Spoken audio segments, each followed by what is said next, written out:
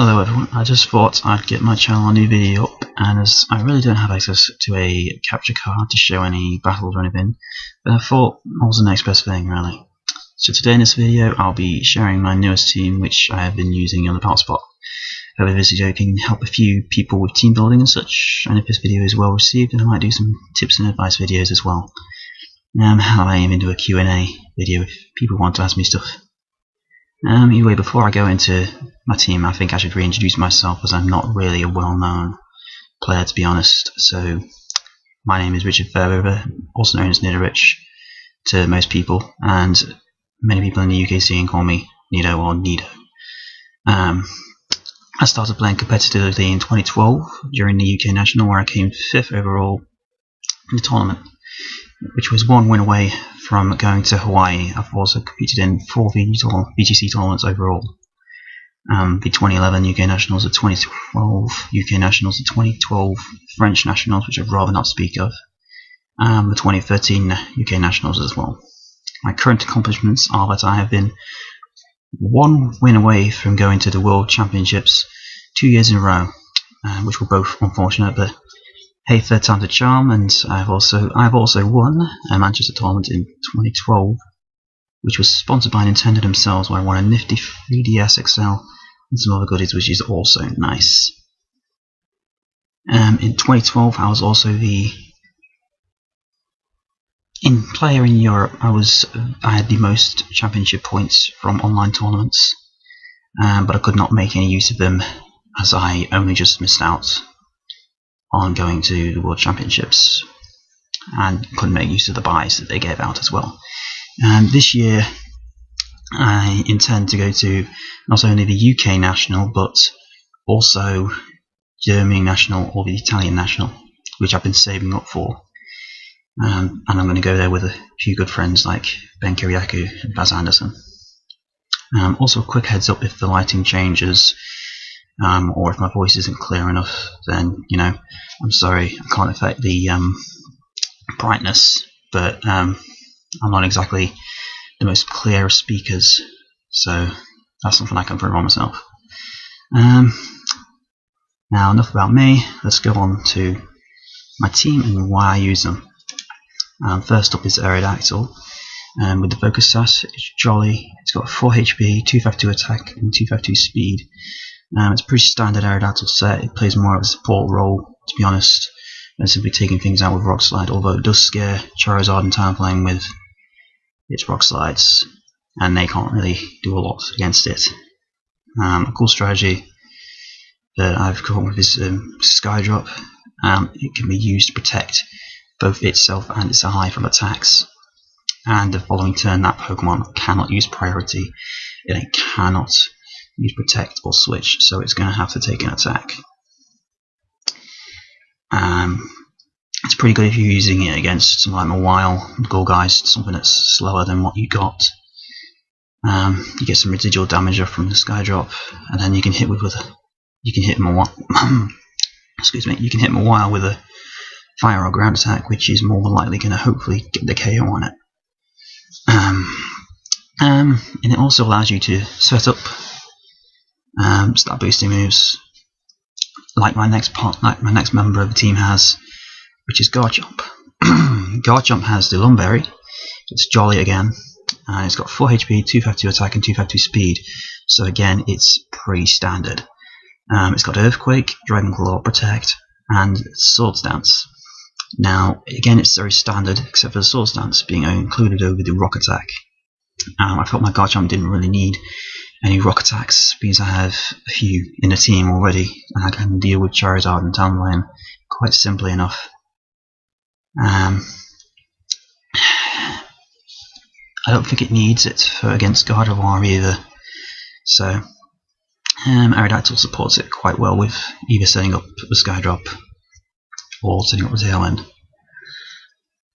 So it can counter all variants of Gardevoir.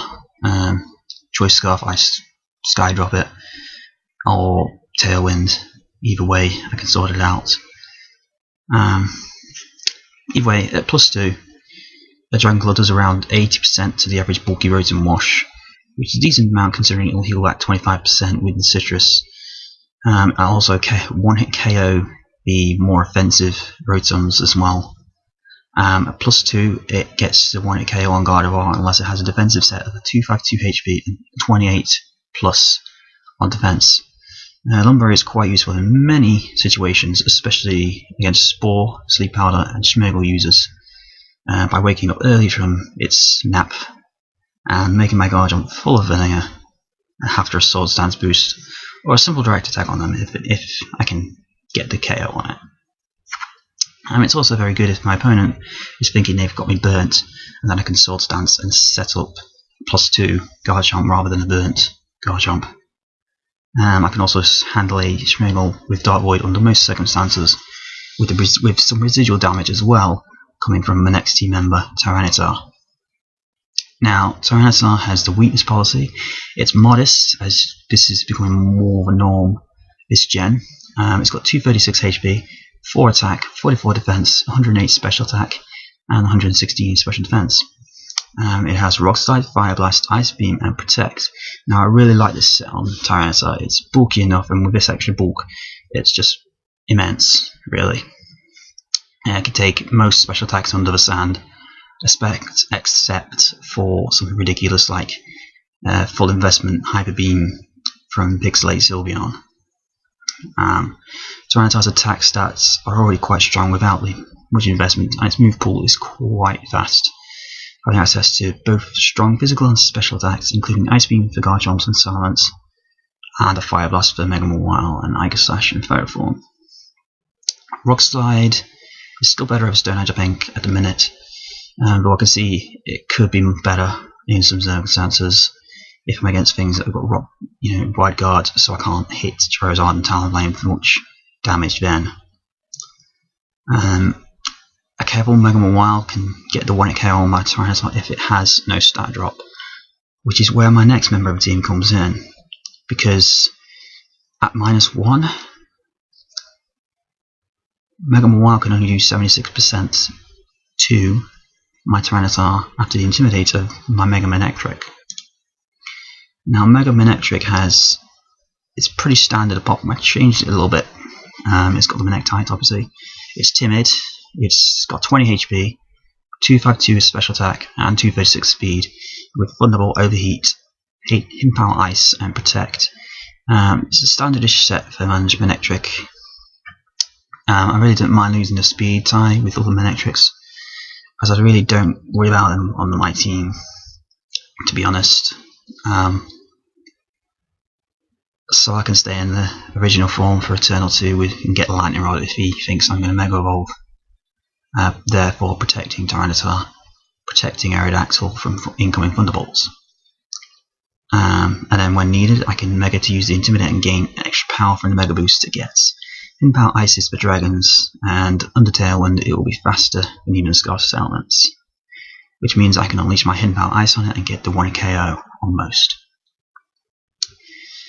This is mainly my counter for terrain teams as well, as it can deal with chunk damage to Politoed and Kingdra, while also countering Ferrothorn and Mawile if it needed, as I have access to change the weather to sand if I need to use Tyranitar, so I don't get the rain drop on the overheat, and I can get the KO on them. All in all, Manectric is a mon that can deal good damage to the majority of the current metagame, although it does generally struggle against another general bulky Mega Kangaskhan. They can be bulky if needs be, which is where my next member comes in, the new Sword and Shield Pokemon, Iger Slash. Now, Iger Slash has the leftovers, seeing as my Tyranitar has the weakness policy. It's modest, it has 252 HP, 116 special attack, and 140 special defense, with Shadow Ball, Flash Cannon, Substitute, and King Shield. This is the team slot which I'm switching more than I should be, but recently Iger Slash has been doing well for me, so I've decided to keep him in for a bit, see how he does. This set used to be for a weakness policy Iger Slash, but as I like the item better on T-Tar, I went for leftovers and put sub on it rather than wide guard. So in the sun, a shield form can take a timid 2/5/2 Charizard Y Heat Wave and respond with a Shadow Ball doing a decent chunk of around half, 50%, somewhere around that, about 45–50%. I'm personally not too keen on Aegislash, and previously in the slot I've been using Salamence, and then more recently Nidoqueen, which I think, if used properly, it can be very good in this metagame, dealing morning KOs to Mawiles and Salamences and Garchomps. It does very well. I don't think it goes as well on the team as Aegislash does, as Aegislash can cover some of the weaknesses that the team does carry, i.e. Steel and Poison, maybe a little bit. I don't think I'm worrying too much about Poison. Yeah, it does help. The Steel resistance does help with the next and final team member, Gardevoir. Gardevoir has the Citrus Berry. It's modest. 228 HP, 84 defense, 156 special attack, 36 special defense, and 4 speed, which is the 4 that needs to be put somewhere. It has Psyshock, Moonblast, Shadow Ball, and Protect. Now Gardevoir has seen a surge in popularity this gen with the other Fairy type given to her. It is still as frail as it was last gen, and with Steel types now doing increased damage, it has gained a few new weaknesses, but some resistances as well.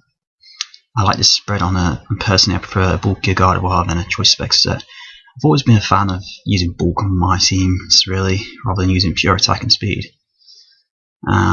Like my team from last year's UK National can prove, with my Terrakion and Metagross doing very solid jobs being rather bulky, instead of just pure attack and speed. I miss them, but what can you do, really? They're not viable this gen, but hopefully next year they'll be able to use in VGC again. Back to my Gardevoir though. It can take a modest 2/5/2 Shadow Ball or Flash Cannon from a Aegislash, and doesn't really mind the drop in special attack that I've given it, 2/5/2 to 156. Psyshock is over Psychic mainly because of Amoonguss, which is naturally EV'd in special defense, so it can take more damage, as most of the metagame that's going to do super effective damage to it is special. So I can put it in KO range for a different attack, really, including Skydrop and Aerodactyl. Most Gardevoir I have seen online carry Telepathy, which I think is a waste of an ability on Gardevoir, really, unless you're using Garchomp. As Trace can put a battle in your favour straight away, as much as it can tear it away, as I've seen really happen to me, because the other day I switched in my Gardevoir. It was in the sand, I was against a Politoed and a Manectric. I was hoping to gain the Lightning Rod, and I got Drizzle, and that lost me the match. But yeah, it can put it in favour taking the Lightning Rod or a Parental Bond, both of which have happened to me plenty of times, giving you a huge advantage in battle. It can even trace Levitate or Intimidate to deal with Garchomp and other threats like that. It only really struggles against Mega Mawile and Sizzle, but the team members I've got on this team can have the ball and dance around them. I can play myself around that, hopefully, and it can take out the things it needs to help the team. So that's it really, my team. Aerodactyl, Garchomp, Tyranitar, Manectric, Aegislash and Gardevoir could turn into a rather solid team. In conclusion, this team is pretty solid, and can only get better with the more I use it and come to understand it more and be more comfortable with it. If played correctly, it can counter any teams that come in front of it, although I'd say the worst thing it can come across is Trick-Room Team, which I can counter, but I'd need to play pretty well to do so. All major and popular threats are taken care of, as Root and Wash can't really hit me too hard. Garchomp can't do too much to me.